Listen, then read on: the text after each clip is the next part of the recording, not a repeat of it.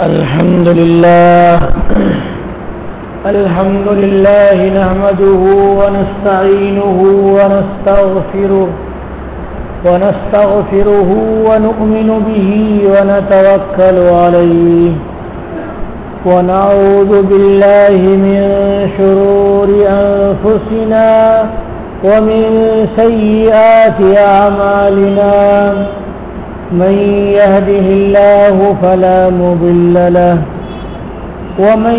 يضلله فلا هادي له ونشهد أن لا إله إلا الله وحده لا شريك له ونشهد أن سيدنا ومولانا محمدا عبده ورسوله وصلى الله تعالى عليه وعلى آله وأصحابه أجمعين أما بعد فأعوذ بالله من الشيطان الرجيم بسم الله الرحمن الرحيم وقال الملك ائتوني به فلما جاءه الرسول قال ارجع إلى ربك فاسأله ما بال النسوة اللاتي قطعن أيديهن إن ربي بكيدهن عليم.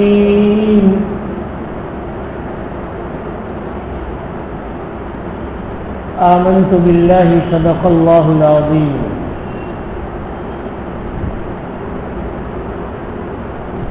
کل حضرت یوسف علیہ السلام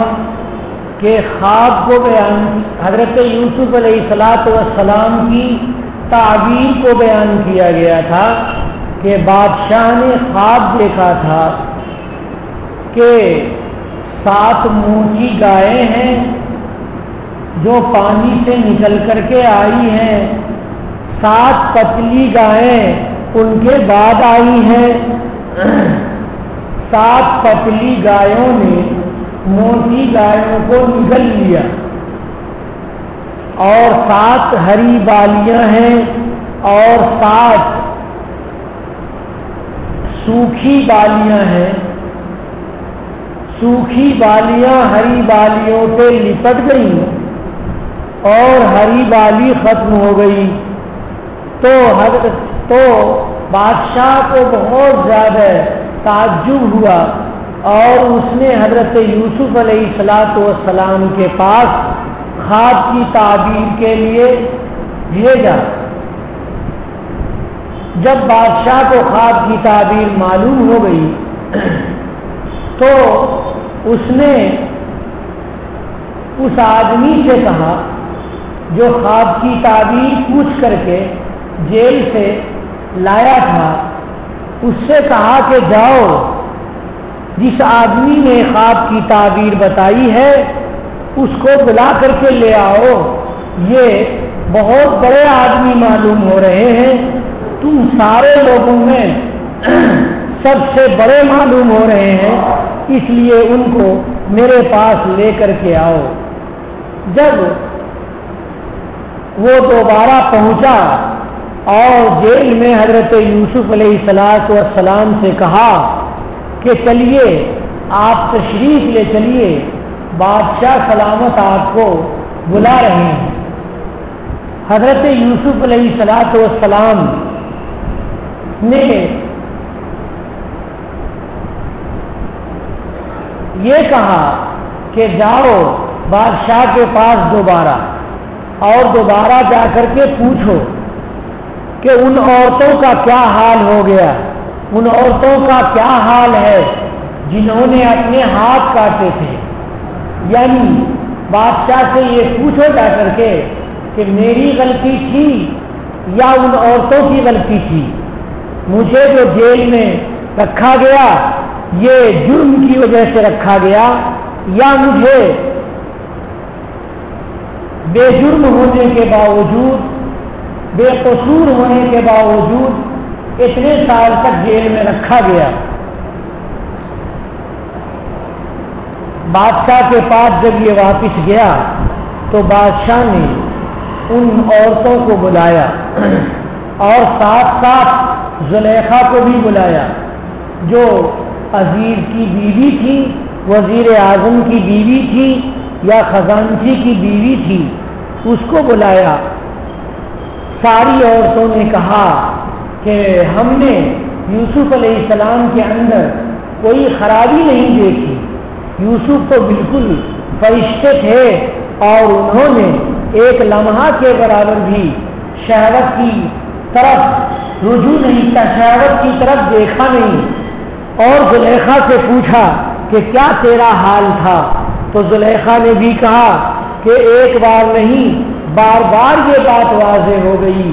کہ یوسف علیہ السلام مکمل طور پر بری ہے اور غلطی میری ہی ہے۔ چنانچہ جب ان عورتوں کی غلطی واضح ہو گئی تو بادشاہ نے کہا جا کر کے جیل میں یوسف علیہ السلام سے بتاؤ کہ ان عورتوں نے ایسا ایسا کہا اور آپ مکمل طور پر بری ہیں۔ ایسا اس لیے کیا یوسف علیہ السلام نے کہ ان کو معلوم ہو گیا وحی کے ذریعے سے کہ میری عزت بادشاہ کے سامنے بہت زیادہ ہوگی اور بادشاہ مجھے بڑا عہدہ دیں گے، بڑا قرب دیں گے، خزانے کا مالک بنا دیں گے، تو لوگ کہیں گے کہ ارے یہ وہی ہے کہ جس نے عزیز کی بیوی کی تہمت میں جس کو سزا دی گئی اور جیل میں رہ کر کے آیا ہوا ہے۔ تو ایسی صورت میں یہ تہمت یا تہمت کا خیال لوگوں کے دلوں میں، عوام کے دلوں میں ہوتا تو یہ بہت ہی بری بات ہو جاتی حضرت یوسف علیہ السلام کے سلسلے میں کہ نبی ہیں اور نبی سے عوام بدل ہوتے کہ ان کو ایک جرم میں جیل کیا گیا تھا۔ حضرت یوسف علیہ السلام نبی تھے، انہیں اللہ کا دین پہنچانا بھی تھا اور اللہ کا دین انہوں نے پہنچایا، تو اگر قوم میں بدگمانی ہو تو ان کی دعوت کے قبول کرنے میں اور ان کی دعوت کے پھیلنے میں رکاوٹ ہوتی اور پریشانی ہوتی۔ اس لیے حضرت یوسف علیہ السلام نے ایسا کیا اور ایسا ہوا کہ یوسف علیہ السلام کے اوپر اس بادشاہ نے بھی ایمان قبول کر لیا، حضرت یوسف علیہ السلام کو نبی مان لیا اور اس کا نام تھا ریان ابن الولید۔ مصر کے بادشاہ کا لقب فرعون ہوتا ہے، وہ جس زمانے میں بھی بادشاہ ہوتے تھے سب کو فرعون کہا جاتا تھا، فرعون اس کا نام نہیں تھا۔ حضرت یوسف علیہ السلام کے وقت میں جو بادشاہ تھے اس کا نام ریان ابن الولید تھا اور اس بادشاہ نے ایمان قبول کیا۔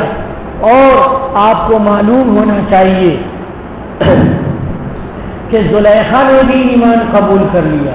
وہ کس طرح کہ جب یوسف علیہ السلام آئے اور قطفیل کا انتقال ہو گیا، عزیز مصر کا، زلیخا کے شوہر کا انتقال ہو گیا، جب زلیخا کے شوہر کا انتقال ہو گیا تو زلیخا تنہا رہنے لگی اور یوسف علیہ السلام کی محبت اس کے دل سے گئی نہیں تھی، لیکن وہ بتوں کی پوجا کرتی تھی، مورتی کی عبادت کرتی تھی۔ ایک دن اس نے اپنے گھر میں رکھی ہوئی مورتی سے کہا کہ کیا تمہارا بھلا ہوا کہ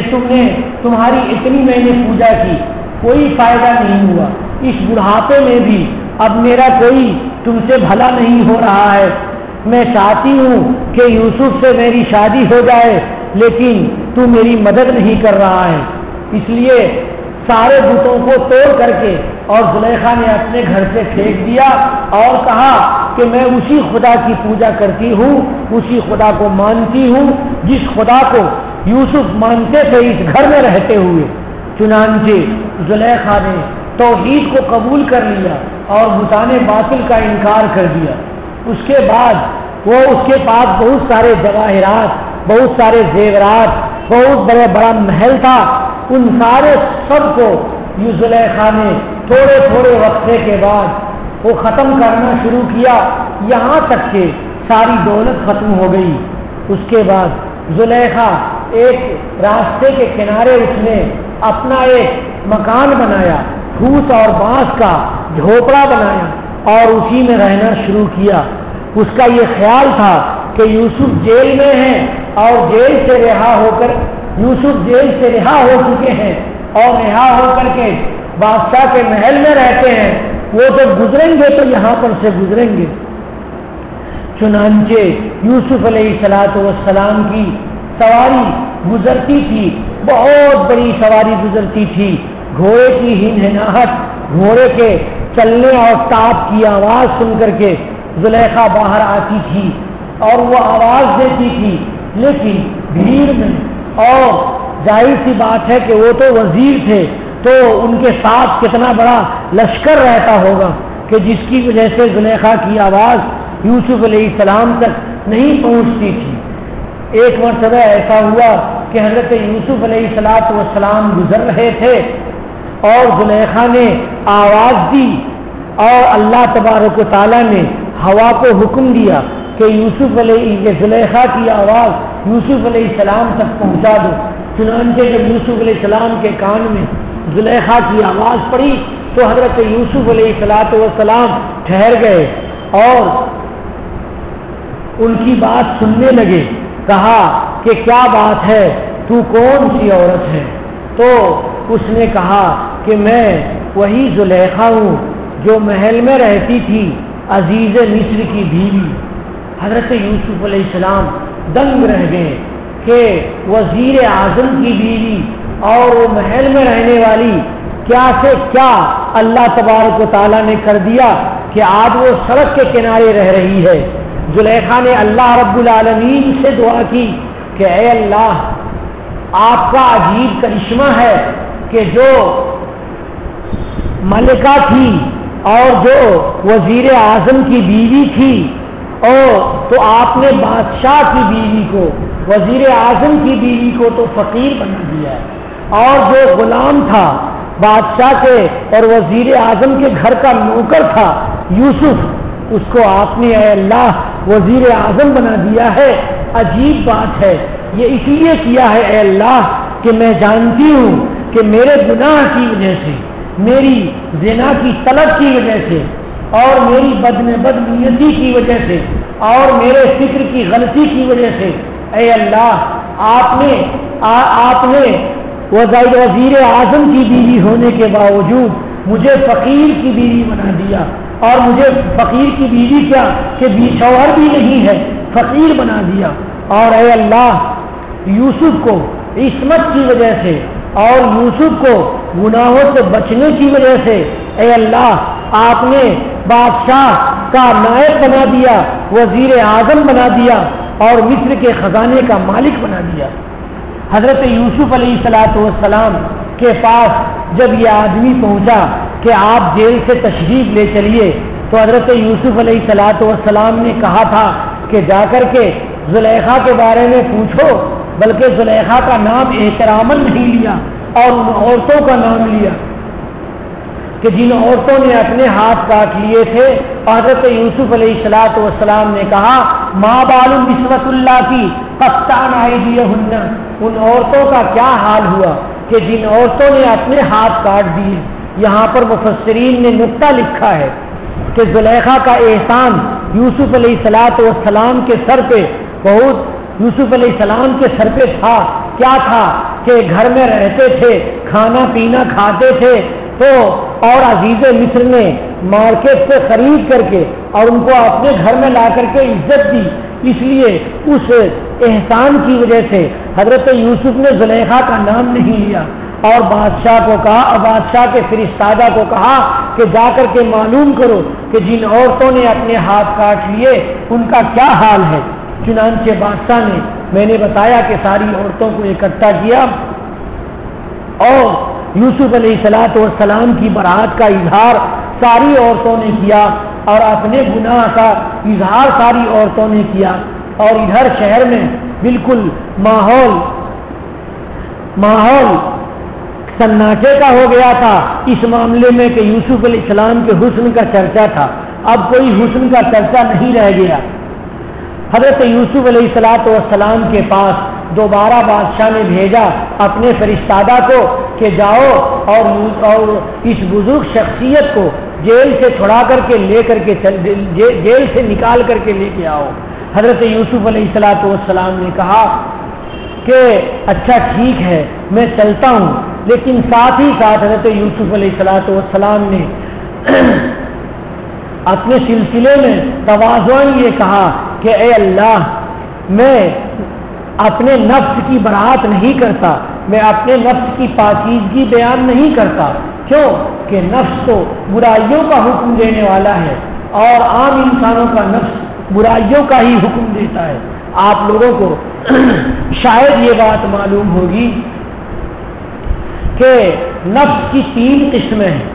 ایک نفس جو عام لوگوں کا ہوتا ہے، کافر کا، مشرک کا اور عام مسلمانوں کا جو فسق و فجور میں مبتلا ہوتے ہیں، ان کا نفس امارہ ہوتا ہے۔ امارہ کے معنی بہت زیادہ حکم کرنے والا، یہ فعالہ کے وزن پر مبالغے کا صیغہ ہے۔ نفس ہمیشہ برائی کا حکم دیتا رہتا ہے۔ نفس یہ کہتا ہے کہ آنکھوں سے گندی چیز کو دیکھو، نفس یہ کہتا ہے کہ کان سے گندی چیز سنو، نفس کہتا ہے ہاتھ سے گندی چیز کو چھوؤ۔ غرض یہ کہ نفس انسان کا ہمیشہ برائی کا حکم دیتا رہتا ہے، اور اتنا زیادہ دیتا رہتا ہے، اتنا زیادہ دیتا رہتا ہے کہ انسان اسی کے بہکاوے میں آ کر کے شہوت میں پڑ جاتا ہے اور برائیاں کر لیتا ہے۔ برائیاں کر گزرتا ہے تو شیطان بہت خوش ہوتا ہے کہ میں نے اور نفس امارہ نے مل کر کے بہت بڑا کام کر لیا اور انسان سے گناہ کرا لیا۔ لیکن جب انسان گناہوں سے توبہ کرتا ہے اور جب کسی گناہ کے بعد فوراً اللہ تبارک و تعالیٰ کے طرف رجوع ہو جاتا ہے اور کہتا ہے استغفر اللہ ربی من کل ذنب واتوب الیہ، کہ میں اللہ رب العالمین سے توبہ کرتا ہوں سارے گناہوں سے اور میں نیک اعمال کر کے اللہ کی طرف رجوع ہوتا ہوں۔ توبہ کے معنی رجوع ہونا۔ اللہ تبارک و تعالیٰ پھر پسند فرماتے ہیں اس بندے کو۔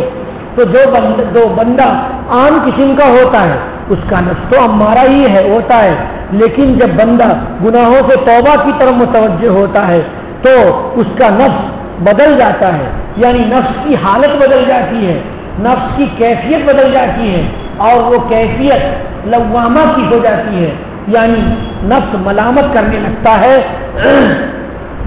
کوئی بھی گناہ کیا انسان نے تو فوراً نفس کہتا ہے کہ توبہ کرو، تم تو مسلمان ہو، ایمان کو یاد کرو اور اعمال صالحہ کی طرف متوجہ ہو، اللہ کی سزا کو یاد کرو، جہنم کو یاد کرو۔ غرض یہ کہ نفس ملامت کرتا رہتا ہے۔ جب نفس بہت ملامت کرتا ہے تو بندہ توبہ کی طرف متوجہ ہو جاتا ہے، توبہ کرتا ہے، لیکن توبہ کرتے کرتے اور نفس کی ملامت کرتے کرتے بندے کا نفس ایسے مقام پہ پہنچتا ہے جو مقام بہت اونچا، بہت بلند ہے۔ اب اس نفس کی کیفیت بدل جاتی ہے، اور نفس کے کیفیت کے بدلنے کی وجہ سے اس کا نام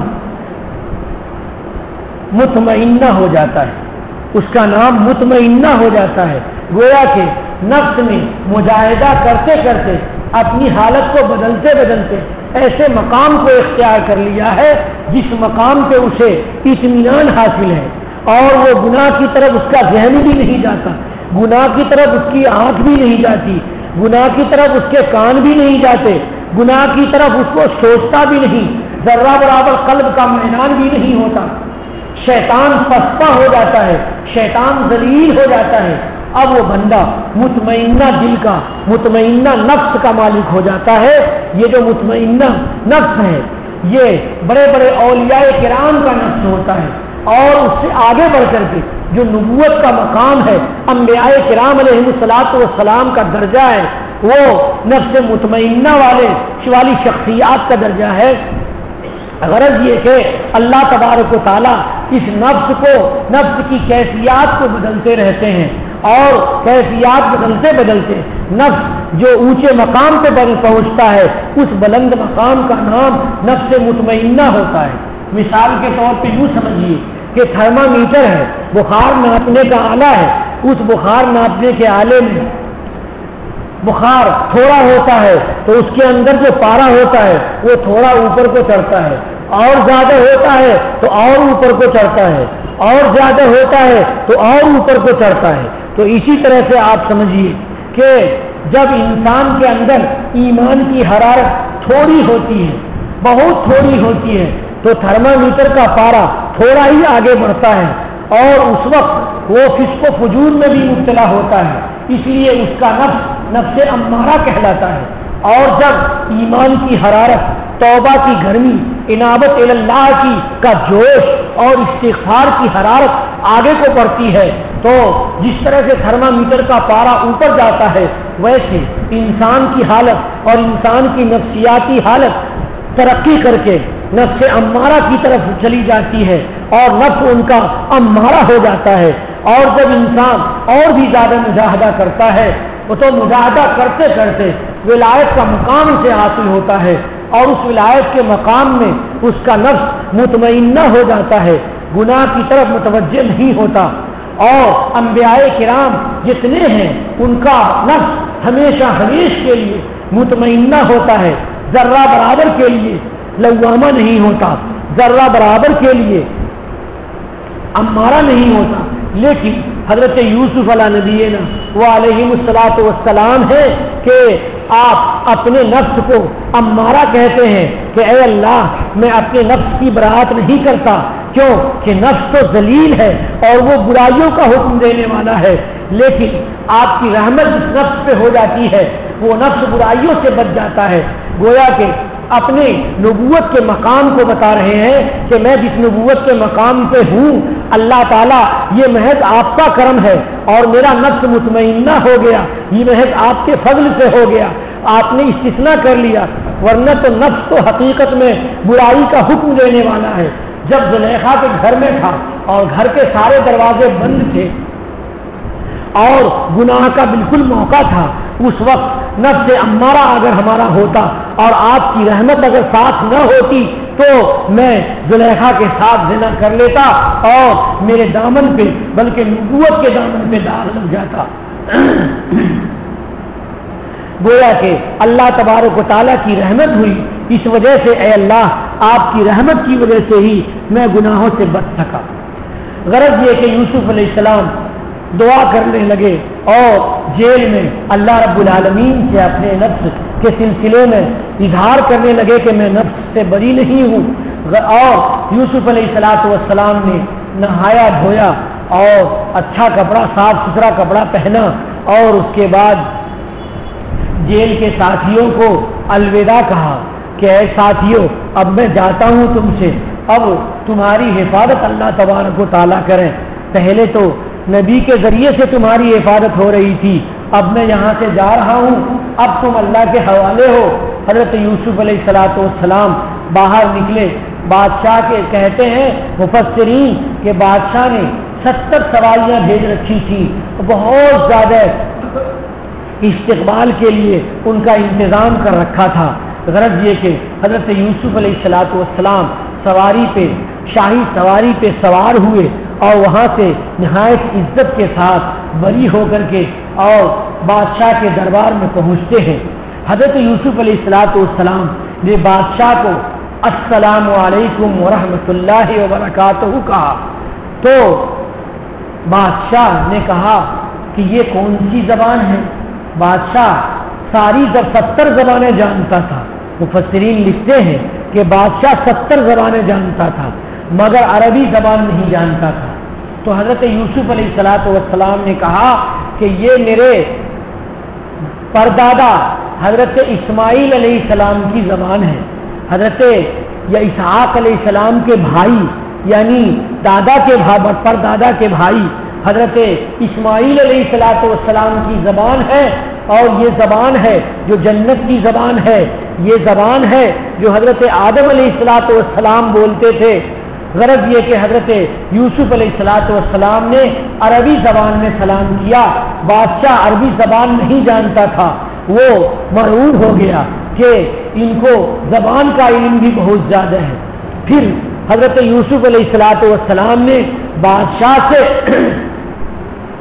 عبرانی زبان میں خیریت پوچھی، مزاج پرسی کی. تو بادشاہ نے کہا اچھا یہ کون سی زبان ہے؟ تو حضرت یوسف علیہ الصلوۃ والسلام نے کہا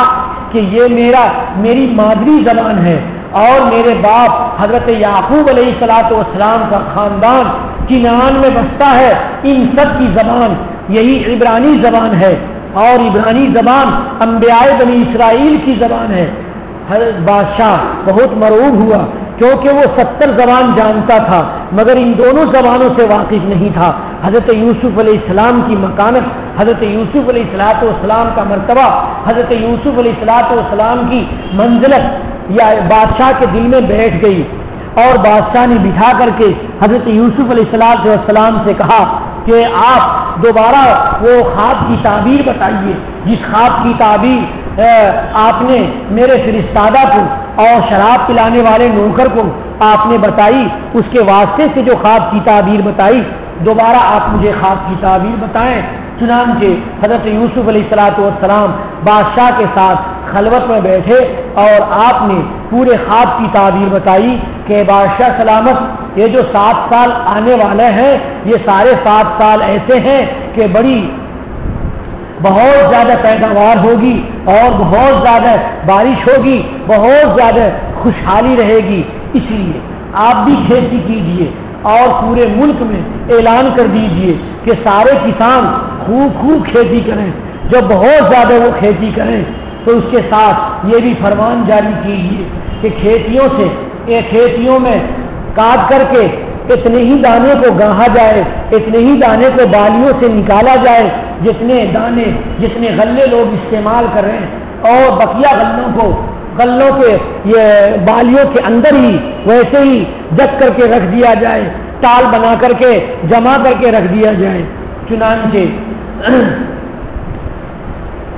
بادشاہ نے غور سے حضرت یوسف علیہ السلام کے خواب کو سنا. کہا کہ بادشاہ سلامت، ان 7 سالوں کے بعد اگلے 7 سال جو آنے والے ہیں وہ بہت پریشانی کے ہیں، وہ قحط سالی کے ہیں. بارش بند ہو جائے گی اور روئے زمین پہ پریشانی پھیلے گی. ایسے وقت میں یہ رکھے ہوئے غلے ہی کام آئیں گے. اب ان غلوں میں سے تھوڑا نکالنا اور نکال کر کے پوری رعایا کو، پورے پرجا کو صحیح حساب سے بانٹنا ہے. ایسا نہ ہو کہ بہت زیادہ دے دیا جائے کہ جلدی سے ختم ہو جائے، اور ایسا بھی نہ ہو کہ بہت کم دیا جائے کہ لوگ بھوکے مر جائیں اور لوگوں کی بھوک ختم نہ ہو. حضرت یوسف علیہ الصلوۃ والسلام نے یہ بھی کہا کہ اے بادشاہ سلامت، آپ کے ان 14 سال کے گزرنے کے بعد وہ 15واں سال بھی ایک آنے والا ہے، جس 15ویں سال میں بہت زیادہ شادابی ہوگی، بہت زیادہ خوشحالی ہوگی، بہت زیادہ غلے ہوں گے، بارش بھی ہوگی، پھل فروٹ بھی بہت زیادہ ہوں گے، اور اتنے پھل ہوں گے کہ لوگ آرام سے پھلوں کو نچوڑ کر کے اور جوس پیئیں گے. بادشاہ سلامت نے پورا خواب سنا اور کہا کہ دیکھیے آپ بڑے ہی اچھے آدمی ہیں اور آپ میرے نزدیک بڑے امانتدار شخص ہیں، اور میرے نزدیک بڑا مرتبہ اور بڑی عزت ہے آپ کی، آپ ہمارے یہاں رہیے. لیکن مجھے یہ بتائیے کہ اتنی جو پریشانی کا عالم ہوگا، اس پریشانی کے عالم میں حساس عہدے پر، خزانے کے عہدے پر اور غلے کی حفاظت کے عہدے پر، غلے کی تقسیم کرنے کے عہدے پہ میں کس کو رکھوں؟ میں نے پوری مملکت میں نظر ڈالا اور غور کر رہا ہوں تو مجھے کوئی آدمی نہیں مل رہا ہے جو اتنا بڑا امانت دار ہو، اتنا بڑا دیانتدار ہو کہ وہ غلے کی حفاظت بھی کرے اور غلے کی تقسیم کا بھی کام پورا کرے. حضرت یوسف علیہ الصلوۃ والسلام نے کہا ہاں آپ صحیح فرما رہے ہیں کہ ایسا آدمی ملنا مشکل ہے، لیکن میں اللہ کا نبی ہوں اور میں یہ چاہتا ہوں کہ آپ اگر مجھے یہ عہدہ عنایت فرما دیں تو میں اچھے انداز سے غلے کی حفاظت بھی کروں گا اور اچھے انداز سے میں تقسیم غلہ کا کام بھی کروں گا. علماء اور مفسرین یہاں کہتے ہیں کہ حضرت یوسف علیہ نبینا علیہ الصلوۃ والسلام نے عہدہ طلب کیا، حالانکہ اچھے لوگوں کا کام عہدہ طلب کرنا نہیں ہے، اسلام میں کسی عہدے کو طلب کرنا اچھا نہیں سمجھا جاتا ہے، تو آخر نبی ہونے کے باوجود انہوں نے عہدہ اور وزارت مالیہ کیوں طلب کی؟ نبی کریم اس کا جواب بھی مفسرین یہ دیتے ہیں، کہتے ہیں کہ چونکہ مال میں اور دولت میں حفاظت کا معاملہ بہت اہم تھا، کوئی دوسرا آدمی نہیں تھا ایسا جو یوسف علیہ السلام سے زیادہ اچھا ہو اور جو اچھے انداز میں ملک کو چلا سکے اور غلے کی تقسیم کا کام صحیح کر سکے۔ تو ایسا وقت اگر آ جائے کہ کوئی آدمی نہ رہے جو دیانتدار اور امانت دار ہو، صرف آدمی اپنے سلسلے میں ہی یہ سوچتا ہو کہ مجھے اپنے اوپر مکمل طور پر اعتماد ہے اور میں ہی ایسا ہوں جو یہ کام کر سکتا ہوں، تو ایسے موقع سے عہدے کو طلب کرنا جائز ہے۔ یہی وجہ ہے کہ حضرت یوسف علیہ الصلوۃ والسلام نے امانت اور دیانت کو اپنے اندر محسوس سمجھا اور اسی وجہ سے انہوں نے اس عہدے کے لیے پیشکش کی، تو بادشاہ بہت خوش ہوا۔ لیکن بادشاہ تو بادشاہ ہوتا ہے، اس کا دماغ تو ہر جگہ ہوتا ہے۔ بادشاہ نے سوچا کہ فوراً یہ عہدہ دینا مناسب نہیں معلوم ہوتا ہے، پتہ نہیں آگے کیا ہو، اس لیے بادشاہ نے حضرت یوسف علیہ الصلوۃ والسلام کو 1 سال تک اپنا قریبی بنا کر کے رکھا اور اہم کاموں میں مشورہ کرتا رہا اور یوسف علیہ السلام کی مکمل طور سے نگرانی اور واچنگ کرتا رہا، اور ایسی نگرانی کی تاکہ دیکھ لیں کہ کوئی عیب اس شخص میں تو نہیں ہے، کوئی خیانت اس شخص کے اندر تو نہیں ہے۔ چنانچہ 1 سال بادشاہ نے حضرت یوسف علیہ الصلوۃ والسلام کو آزمایا، مختلف طریقے سے آزمایا۔ جب یہ یقین ہو گیا کہ اس شخص کے اندر دنیا ذرہ برابر نہیں ہے اور یہ شخص بہت ہی بڑا امانت دار ہے، دیانتدار ہے، میرے سے بھی بڑا ہے، تو 1 سال کے بعد بادشاہ نے حضرت یوسف علیہ الصلوۃ والسلام کو بلایا اور بلا کر کے اس عہدے کا تاج ان کے سر پہ رکھا اور بہت اچھا قسم کا شاہی لباس ان کو پہنایا اور ان کو قلمدان سپرد کیا کہ یہ لیجئے، آپ کی یہ کرسی ہے، آپ کا یہ عہدہ ہے اور آپ جو چاہیں اپنے عہدے سے متعلق امانت و دیانت کے ساتھ کام انجام دیں۔ اور بادشاہ نے بھی ایمان قبول کر لیا۔ اس بادشاہ کا نام میں نے بتایا ریان ابن الولید تھا، اس نے ایمان قبول کر لیا۔ حضرت یوسف علیہ الصلوۃ والسلام اب خزانے کے مالک ہو گئے اور پورے ملک میں حکمرانی پھیل گئی اور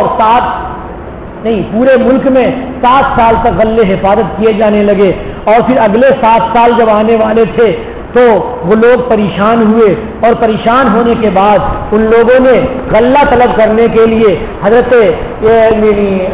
بادشاہ کے دربار کا رخ کیا، اور اس کے بعد اگلی رکوع میں غلے کی تقسیم کا واقعہ ہے۔ انشاءاللہ تعالی کل اس مضمون کو بیان کیا جائے گا۔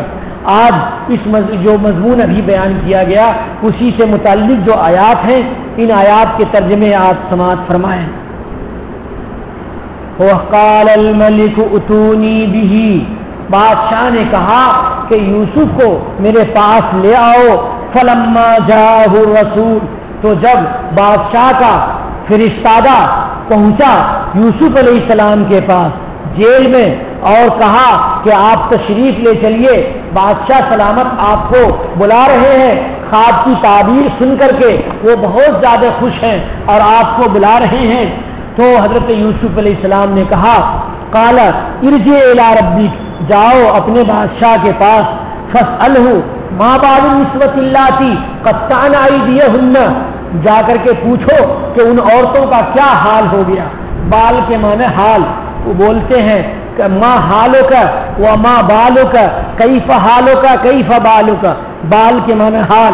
پوچھو کہ کیا حال ہوا ان عورتوں کا جنہوں نے اپنے ہاتھ کاٹ لیے تھے۔ میں نے بتایا کہ یہاں پر زلیخا کا ذکر نہیں کیا حضرت یوسف علیہ السلام نے، وہ احترام کی وجہ سے ذکر نہیں کیا زلیخا کا۔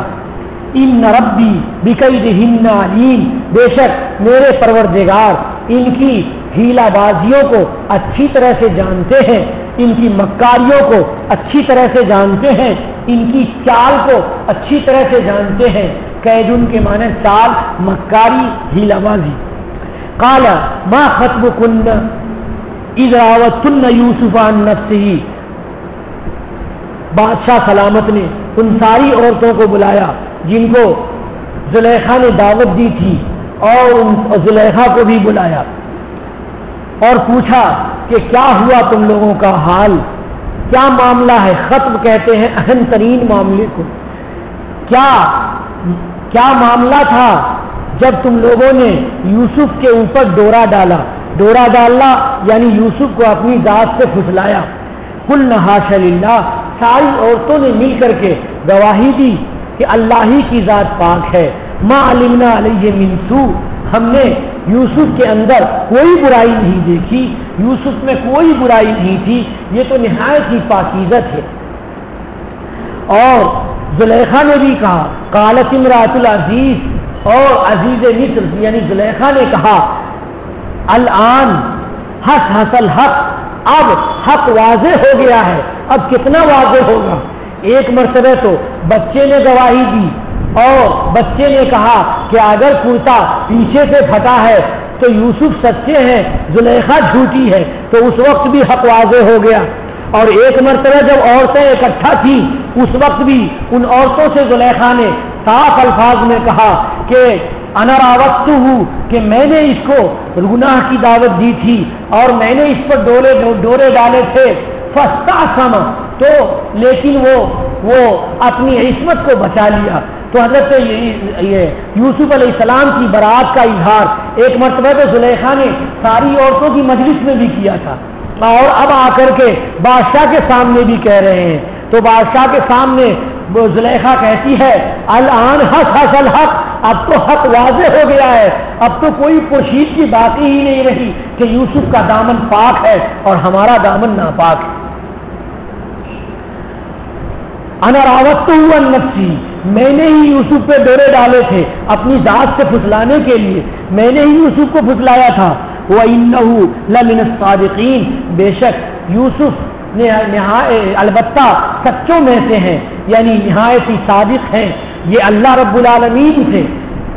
وعدہ کیے ہوئے ہیں کہ گناہ نہیں کریں گے, تو اس وعدے پہ یہ سچے ہیں, پکے ہیں. اور یوسف نے جو جیل سے بھیجا ہے اور یہ پوچھنے کے لیے کہ عورتوں کا حال کیا ہوا, تو صحیح بات ہے کہ یوسف سچے ہیں اور ہم جھوٹے ہیں. ذالک لیعلم انی لم اخنہ, یہ بات اس لیے ہے تاکہ بادشاہ جان لے کہ میں نے خیانت نہیں کی. بادشاہ کو جب یہ معلوم ہوگا کہ میں نے غائبانے میں خیانت نہیں کی ہے, بادشاہ کو جب یہ معلوم ہوگا کہ بند دروازے کے اندر اور بند گھر کے اندر میں نے زنا نہیں کیا ہے, تو بادشاہ کو یہ یقین ہوگا کہ اس آدمی کے سپرد کوئی عہدہ کیا جائے گا تو یہ آدمی خیانت نہیں کر سکتا ہے. کیوں کہ اس آدمی کو باہر بھی ڈر ہوتا ہے اللہ رب العالمین کا اور اندر بھی ڈر ہوتا ہے اللہ رب العالمین کا. وَأَنَّ اللَّهَ لَا يَهْدِي كَيْدَ الْخَائِنِينَ, اور اللہ تبارک و تعالی خیانت کرنے والے کی چال کو صحیح رخ پہ نہیں رکھتے. وَمَا أُبَرِّئُ نَفْسِي, اور میں اپنے نفس کی برات نہیں کرتا, میں اپنے نفس کی برات نہیں کرتا. حضرت یوسف علیہ الصلوۃ والسلام تواضعاً یہ بات کہہ رہے ہیں. کیوں؟ ان النفس لامارۃ بالسوء, بے شک نفس بہت زیادہ برائیوں کا حکم دینے والا ہے. الا ما رحم ربی, ماں یہاں پر من کے معنی میں ہے, مگر وہ شخص جس پر میرے رب کا رحم ہو جائے. اس سے یہ اشارہ ہے کہ میرے اوپر اللہ کا رحم ہو گیا, اللہ کا کرم ہو گیا کہ میں گناہ سے بچ گیا اور مجھے اللہ تبارک و تعالیٰ نے رحم فرما کر کے نفس مطمئنہ عطا فرما دیا. حضرت یوسف علیہ الصلوۃ والسلام کا نفس مطمئنہ تھا, یہ محض اللہ کے فضل سے. بھائیو یہ بھی آپ سنیے کہ جو لوگ کہتے ہیں کہ نفس 3 قسم کے ہوتے ہیں اور نفس الگ الگ ہوتے ہیں, الگ الگ نفس نہیں ہوتے. نفس کی کیفیت ہوتی ہے, جیسے تھرمامیٹر کے پارے چڑھتے ہیں اور اوپر 1 نمبر پہ 2 نمبر پہ 3 نمبر پہ چڑھتے ہیں, ویسے ہی نفس کے پارے چڑھتے رہتے ہیں, اترتے رہتے ہیں. کبھی ایسا بھی ہوتا ہے کہ کسی آدمی کا نفس ولایت کے مقام سے پہنچا ہوا ہوتا ہے, مطمئنہ تک پہنچا ہوا ہوتا ہے, مگر شیطان کے بہکاوے میں آ کر کے وہ نیچے ہو کے لوامہ ہو جاتا ہے، اور پھر اگر شیطان نے بہکایا تو وہ امارہ ہو جاتا ہے۔ جیسے بڑے بڑے بزرگوں کے بارے میں سنا ہوگا کہ ایک ایک لمحے میں ان کی ولایت طلب ہو گئی، اور کہاں تھے آسمان ولایت پر اور کہاں رسالت کی زمین پر گر گئے۔ تو ایسے ہی اللہ تبارک و تعالیٰ کرتے ہیں، لیکن انبیاء کرام علیہ الصلوۃ والسلام کے ساتھ ایسا نہیں ہوتا، ان کا نفس ہمیشہ ہمیشہ کے لیے ایک ہی رہتا ہے، امارہ رہتا ہے۔ ان ربی غفور الرحیم، بے شک میرے پروردگار معاف کرنے والے ہیں، رحم کرنے والے ہیں۔ جب یہ بات واضح ہو گئی تو بادشاہ نے پھر کہا کہ جاؤ یوسف کو بلا کر کے لے آؤ، اور اس وقت بادشاہ نے بہت ساری سواریوں کے ساتھ 70 سواریوں کے ساتھ حضرت یوسف علیہ السلام کا استقبال کیا اور جیل سے ان کو بلایا۔ بادشاہ نے کہا ایتونی بھی، لے آؤ میرے پاس، استخلص ہو لنفسی، میں اس شخص کو اپنا خالص بناؤں گا، یعنی اپنا خصوصی وزیر بناؤں گا اور بہت اونچا مقام دوں گا۔ فلما کلمہ، تو جب حضرت یوسف علیہ السلام آ گئے بادشاہ کے دربار میں اور بادشاہ سے گفتگو ہوئی، فلما کلمہ، تو جب یوسف علیہ السلام نے بات کی بادشاہ سے، اور میں نے بتایا کہ عربی میں السلام علیکم کہا اور عبرانی زبان میں خیریت پوچھی، ان دونوں زبان سے بادشاہ واقف نہیں تھا، حالانکہ بادشاہ 70 زبان سے واقف تھا، بہت چالاک بادشاہ تھا۔ بادشاہ نے کہا انک الیوم لدینا مکین امین، بے شک آپ آج کے دن ہمارے نزدیک بڑی عزت والے ہیں اور آپ بڑی امانت والے ہیں، یعنی نہایت ہی اونچا مقام آپ کو حاصل ہے جو دوسرے وزراء کو حاصل نہیں ہے۔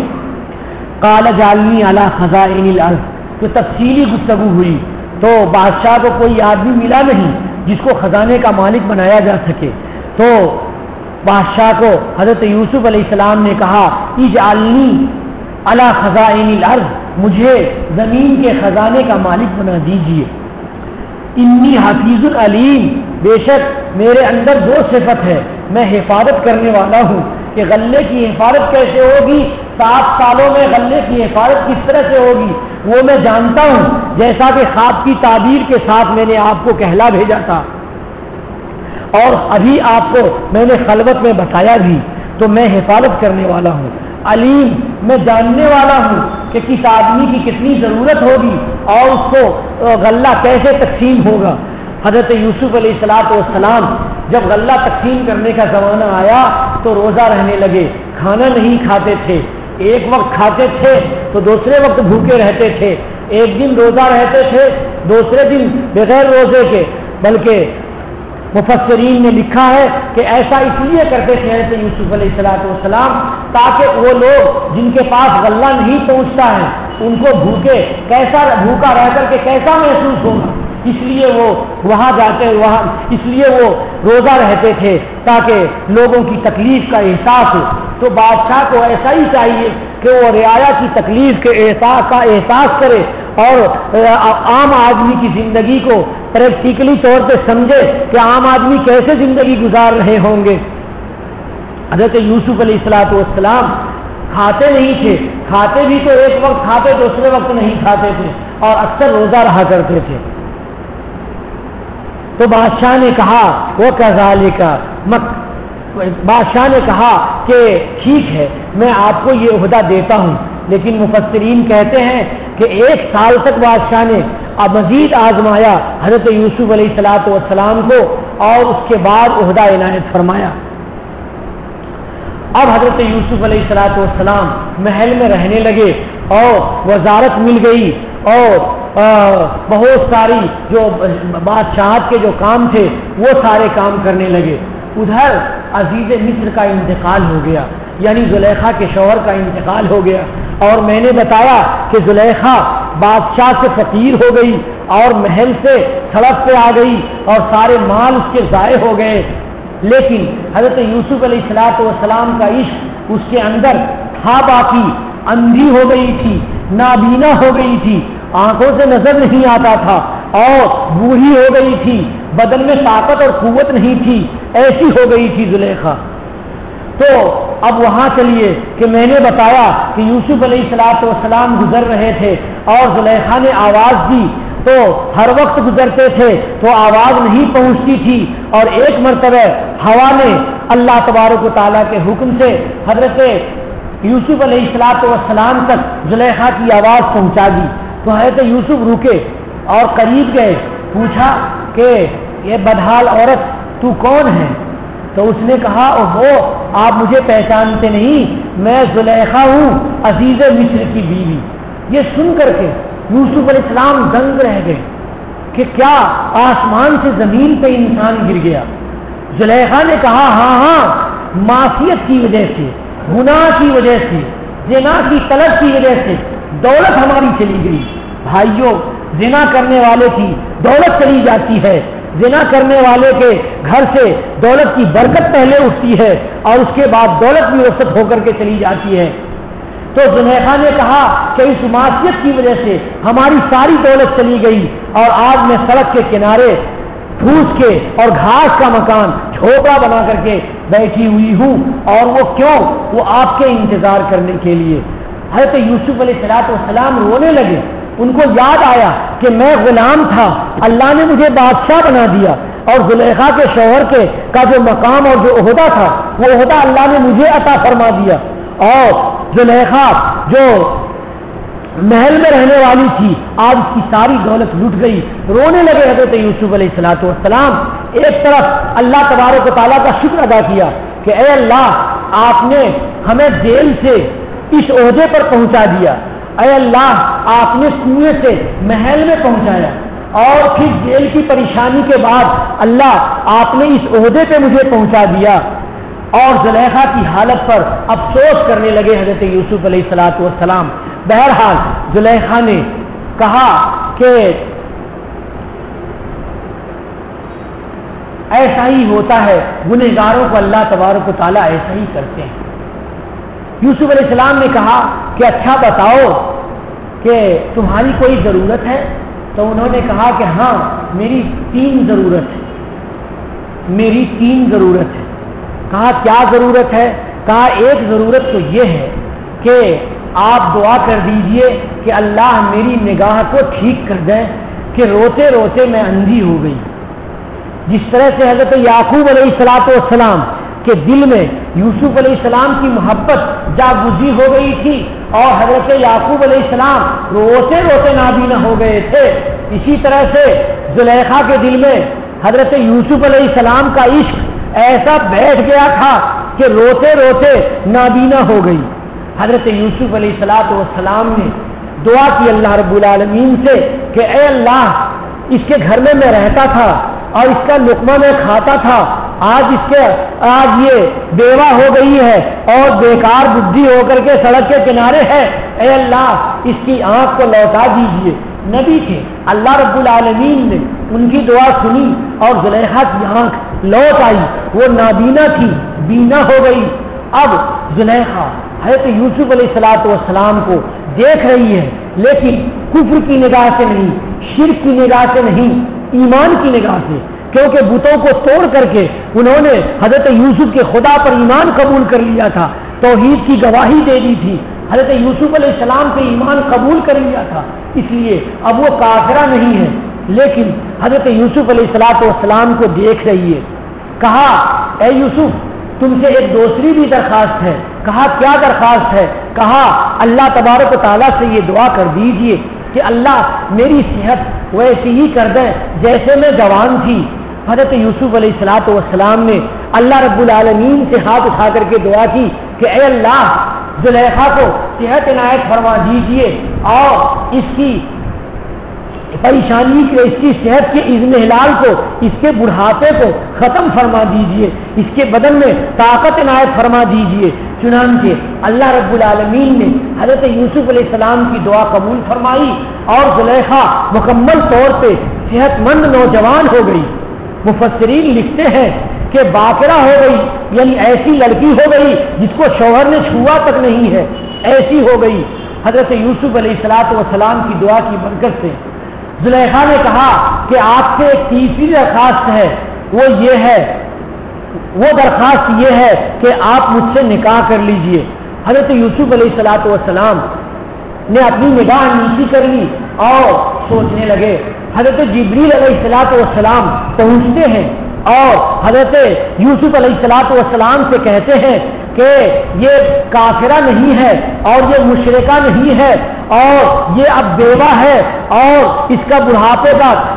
اس نے ساری تکلیفیں جھیل لی ہیں، اور ابھی جو اس کی محبت ہے وہ سچی محبت ہے، یہ زنا کرنا نہیں چاہ رہی ہے، نکاح کرنا چاہ رہی ہے۔ اس وقت تو یہ آپ سے زنا کرنا چاہ رہی تھی، اس لیے اس کا ارادہ برا تھا اور اس کا برا ہوا، زندگی تباہ و برباد ہو گئی، لیکن آج اور ابھی یہ نکاح کرنا چاہ رہی ہے، حلال طریقے سے آپ کے ساتھ رہنا چاہ رہی ہے۔ حضرت جبریل علیہ الصلوۃ والسلام نے حضرت یوسف علیہ الصلوۃ والسلام سے کہا کہ آپ کو اللہ رب العالمین کا حکم ہے۔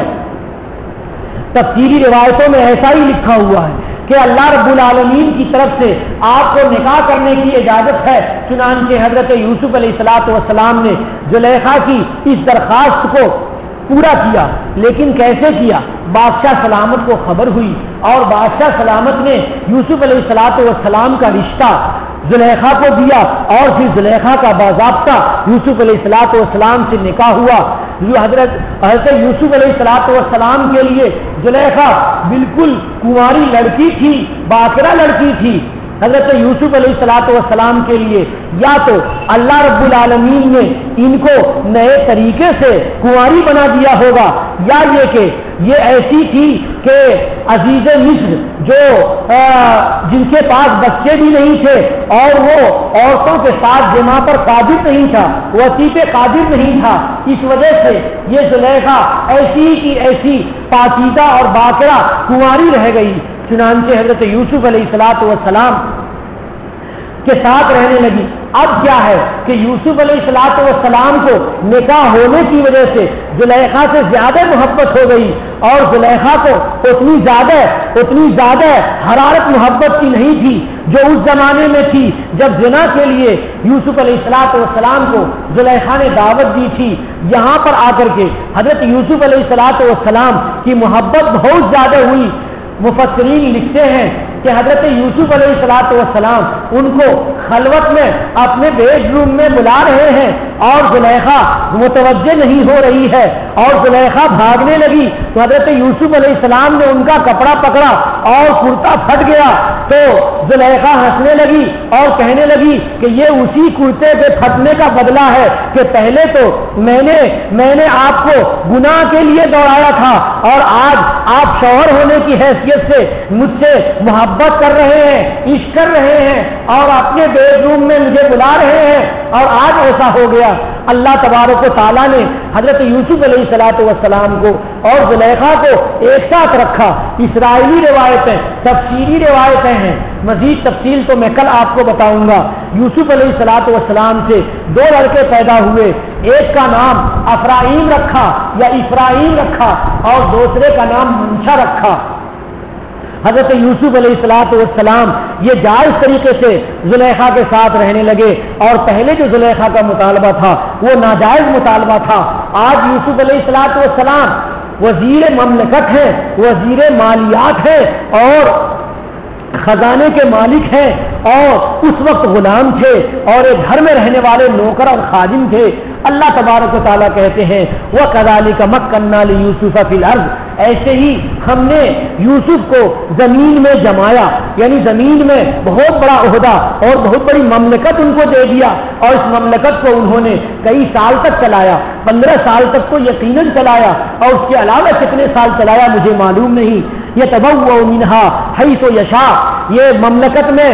جہاں چاہیں ٹھہر سکتے ہیں اور جہاں چاہیں بود و باش کر سکتے ہیں۔ ظاہر سی بات ہے کہ وزیر مالیہ ہیں، پورے مصر کی زمین کی ملکیت ان کی ہو گئی ہے، اب وہ جہاں چاہیں رہیں اور جہاں چاہیں کھائیں، جہاں چاہیں سوئیں۔ یہ اللہ رب العالمین کا انعام ہوا حضرت یوسف علیہ السلام کے ساتھ۔ کیوں انعام ہوا؟ زنا سے بچنے کی وجہ سے اللہ نے دولت عنایت فرما دی، اور زلیخا کو زنا کی دعوت دینے کی وجہ سے دولت اللہ تبارک و تعالیٰ نے چھین لی۔ नसीब बिरहमतिना मन नशा, हम अपनी रहमत पहुंचाते हैं जिसको चाहते हैं, वला नुज़ीउ अजरल मुहसिनीन, और नेकी करने वाले की नेकियों को हम जाये नहीं करते हैं, नेकी करने वाले की नेकियों को अल्लाह जाये नहीं करते हैं। इसलिए ए अल्लाह के बंदो, नेकियों का इरादा कर लो, हर वक्त नेकियों का इरादा अगर दिल के अंदर बसा हुआ रहेगा, दिमाग के अंदर जमा हुआ रहेगा, तो उस नेकी का जरूर समरा मिलेगा, या तो इस दुनिया में समरा मिलेगा, और इस दुनिया में भी अल्लाह बहुत अता फरमा देते हैं, और उस दुनिया में तो जरूर मिलता है। अल्लाह फरमाते हैं इन्नल्लाह वला नुज़ीउ अजरल मुहसिनीन, और हम एहसान करने वाले, नेकी करने वालों के अज्र को जाया नहीं करते। वला अज्रुल आखिरत खैरुन लिल्लज़ीना आमनू, और जो लोग, और आखिरत का अज्र उन लोगों के लिए बहुत बेहतर है जो लोग ईमान लाते हैं। ईमान लाने वालों के लिए अल्लाह तबारक व तआला ने आखिरत में भी रख रखा है। अगर मोमिन इस दुनिया में मालदार है तो इसका मतलब ये नहीं समझना चाहिए कि उस दुनिया में उसको नहीं कुछ मिलेगा, ऐसा हरगिज नहीं है। इस दुनिया में भी अल्लाह तबारक व तआला मोमिनीन को अच्छाइयाँ, खूबियाँ, सेहत, दौलत, बरकत, मकान, इज्जत, अमानत, सदाकत, सारी चीजें इनायत फरमा देते हैं, और उस दुनिया में भी अल्लाह रब्बुल आलमीन बहुत ज्यादा इनायत फरमाएंगे। वो कौन लोग होंगे जो अल्लाह तबारक व तआला पर ईमान रखते हैं, और आखिरत का अज्र बेहतर है उन लोगों के लिए जो अल्लाह रब्बुल आलमीन पर ईमान रखते हैं। वकानू यत्तकून, और वो लोग जो डरते हैं अल्लाह रब्बुल आलमीन से इस दुनिया में, उन लोगों के लिए अल्लाह तबारक व तआला ने बहुत बड़ा अज्र रख रखा है। व आखिरु दावाना अनिल हम्दुलिल्लाहि रब्बिल आलमीन।